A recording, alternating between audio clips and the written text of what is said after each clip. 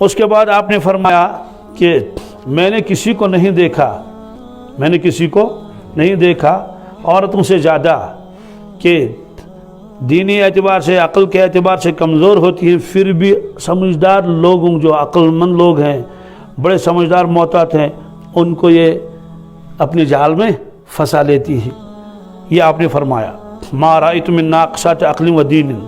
تو جب آپ نے یہ فرمایا کہ ناقصات عقل و دین، تو انہوں نے عرض کیا کہ حضرت ہمارے یہاں کیا کمی ہے دین کے اعتبار سے اور عقل کے اعتبار سے؟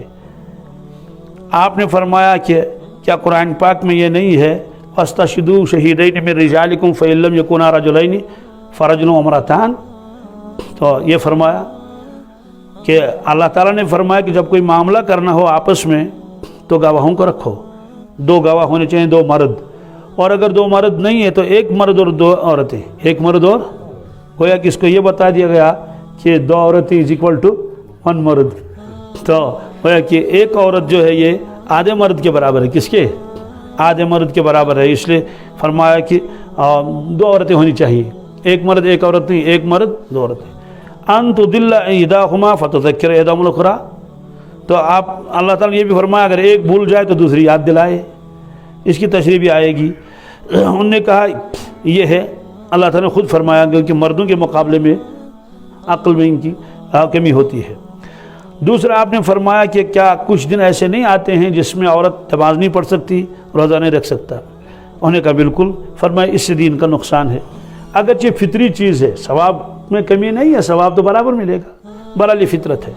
اب کوئی شخص کہے گا کیا دنیا بھر کی ساری عورتیں کم عقل ہیں اور جو ہے وہ ناقص ہیں؟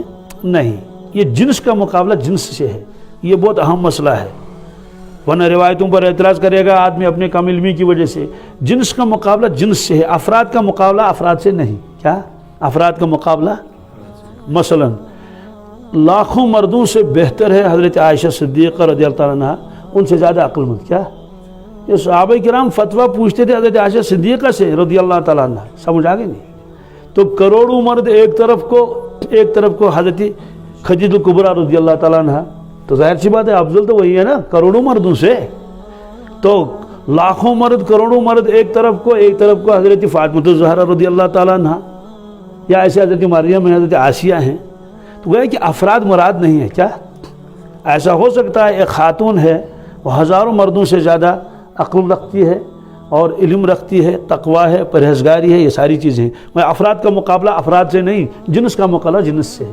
اس کی میں مثال بتاتا ہوں، ڈیلیشس زیادہ قیمتی ہے مہاراجی سے، یا یوں کہ ڈیلیشس اچھا ہے مہاراجی سے، لیکن ہر سیب نہیں، اسی کے بہت سارے ڈیلیشس سیب ہوں گے وہ تو سکے والے ہوں گے، ان میں بیماری لگی ہوئی ہے، وہ بے رنگ ہیں، اس کے مقابلے ہم نے مہاراجی اٹھائے تو رنگدار بھی ہے، اور جو ہے وہ بالکل کوئی ایک دھاگ بھی اس میں نہیں ہے۔ تو افراد کا مقابلہ افراد سے نہیں، جنس کا مقابلہ جنس سے ہے۔ پھر دوسری بات یہ ہے اگر خواتین کا مقابلہ کرنا ہے مردوں سے تو ایک ہی خاندان ہونا چاہیے۔ کیا؟ ہاں، اس خاندان کی عورتیں ہیں، یہاں مرد بھی لکھے پڑے ہیں، عورتیں بھی لکھی پڑی ہوئی ہیں، تو جب وہاں مقابلہ ہوگا ضرور مرد آگے نکلیں گے آگے، تو لیکن خاندان ہوگا مردوں کا اور ایک، اور خواتین کا ہوگا اور کوئی۔ ایسا ہو سکتا ہے نا کہ ایک خاندان کی ساری عورتیں لکھی پڑی ہیں، دوسرے خاندان کے مرد کچھ بھی لکھے پڑے ہوئی نہیں، تو کون کہے گا ان کو یہ ان سے زیادہ عقل مند ہے؟ تو خاندان کا مقابلہ خاندان سے ہو جائے۔ مثال کے طور پر حضرت عائشہ صدیقہ رضی اللہ تعالیٰ اتنی اونچی ہیں، لیکن ابوبکر صدیق کا مقابلہ تو نہیں کر سکتی، ہے نا صحیح؟ ان کے والد گرامی ہیں، بہت افضل ہیں۔ حضرت حفصہ رضی اللہ تعالیٰ بہت اونچی ہے، لیکن حضرت عمر فاروق کا مقابلہ تو نہیں کر سکتے میں والد صاحب کی۔ یا حضرت فاطمہ الزہرا رضی اللہ تعالیٰ عنہ جنت کی بیوی کی سردار بھی ہیں، اور اتنے فضائل اس کے ہیں آسمان تک، لیکن حضرت علی کا مقابلہ تو نہیں کر سکتی ہے نا۔ تو معلوم ہوا کہ جب تقابل ہو، تقابل کے لیے ضروری ہے کہ وہ ایک خاندان ہو، کیا ہو؟ ایک زمانہ ہو، ایک ایسے۔ تو بہرحال خلاصہ یہ نکلا کہ ہزاروں خواتین ایسی ہیں جو مردوں سے آگے بڑھی ہوئی ہیں، سخاوت میں، بہادری میں، علم میں، تقوی میں، پرہیزگاری میں، لیکن چونکہ یہاں مقابلہ ہے جنس کا مقابلہ کس کے ساتھ؟ جنس کے ساتھ ہے۔ تو یہ جو ایک لفظ اس میں آیا کہ یہ سمجھدار عورت مردوں کو جو ہے وہ جال میں پھنسا لیتی ہے، یہ بالکل صحیح ہے، یہ بالکل صحیح ہے۔ اس کی وجہ ہے کہ اللہ نے ان کو ایسی خوبیاں عطا کی ہے، مرد جلدی جال میں پھنس جاتا ہے، مرد جلدی جال میں پھنس جاتا ہے، اپنی پرانی بیوی اور بچوں کو بھی چھوڑ دیتا ہے اور گھر بھی چھوڑ دیتا ہے اور بھاگ گئے اور کہیں کسی سے۔ تو یہ جو فرمایا ناقصۃ العقل، اس کا ایک جواب لکھا تو پیر صاحب نے بھی کہ یہ خود مغلوب ہو جاتی ہے۔ کیا یہ کیا ہو جاتی ہے؟ محبت میں، کس میں؟ تو فیصلہ ہی نہیں کر پاتی مجھے ایسا کرنا چاہیے یا نہیں کرنا چاہیے۔ تو والدین بھی اس کو سمجھا لیں، نہیں مانے گی، اور بھی سب لوگ اس کو سمجھائیں۔ اور یہ حدیث میں ہے، فرمایا کہ جب کسی شخص کے اوپر کسی چیز کا غلبہ ہو جائے محبت کا، تو وہ شخص اندھا بھی ہو جاتا ہے اور بہرا بھی ہو جاتا ہے۔ حب کا شیء یومی و یسم، حب کا شیء یومی و یسم، اس کا مطلب ہے انسان کسی چیز کی محبت جب آپ کے اوپر غالب آ جائے تو یہ انسان بہرا بھی ہو جاتا ہے اور اندھا بھی ہو جاتا ہے۔ تو یہ عورتیں یہ مغلوب ہو جاتی ہیں، جب مغلوب ہو جاتی ہیں تو غلط فیصلہ کرتی ہیں۔ کیا کرتی ہیں؟